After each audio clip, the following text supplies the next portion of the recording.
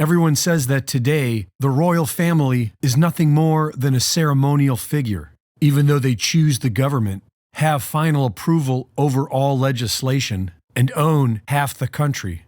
And so while we remember Queen Elizabeth, let us not forget how this incestuous family has used their own children to gain power. Parliamentary lawfare over trading rights between England and Scotland led to the first iteration of the United Kingdom in 1707 and created the legal groundwork for George of Hanover to be crowned King of England and Ireland in 1714. He was 55 years old, married to his first cousin, and didn't speak any English because he was from the German House of Hanover. The English people were not happy about this, and his coronation was met with riots all across the country, followed by years of rebellions. His grandson, King George III, inspired the American Revolution, and when his granddaughter Victoria married her first cousin, Prince Albert, the House of Saxe-Coburg and Gotha took sway over the country. Throughout the First World War, the people of England were questioning the loyalty of the German bloodlines who ruled over them, which prompted the royal family to change their name to Windsor in 1917. 9 years later, Queen Elizabeth was born, who was initiated into the Druid Order in 1946, married Prince Philip of Nazi bloodlines in 1947, and gave birth to Charles in 1948.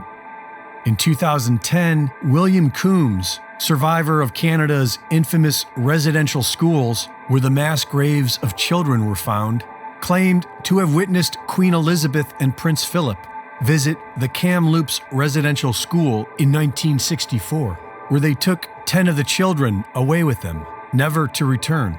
A year later, William Coombs dies in the hospital. In 1988, Prince Philip told the German press that he hopes to be reincarnated as a deadly virus to help with the population problem. And his son, King Charles, likes to joke on television how he is related to Dracula. His Royal Highness Prince Charles, who can trace his ancestry back to Romania's dark and distant past.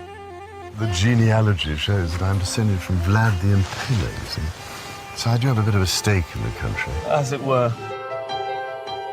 These royals are the result of an incestuous breeding program wherein children were used as a way to gain power over the masses. So it's no surprise that they are caught up with the likes of Jeffrey Epstein, who made a living using children to leverage power, and Jimmy Savile, who had unfettered access to rape hundreds of children inside NHS hospitals and was a dear friend of King Charles. Along with Klaus Schwab, King Charles is a founder of the Great Reset.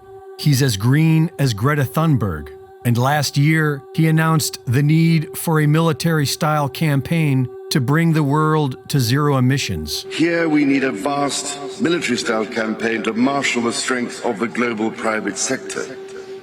With trillions at its disposal, far beyond global GDP, and with the greatest respect, beyond even the governments of the world's leaders, it offers the only real prospect of achieving fundamental economic transition.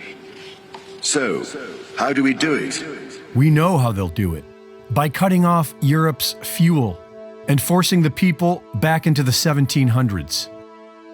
Reporting for InfoWars, this is Greg Reese.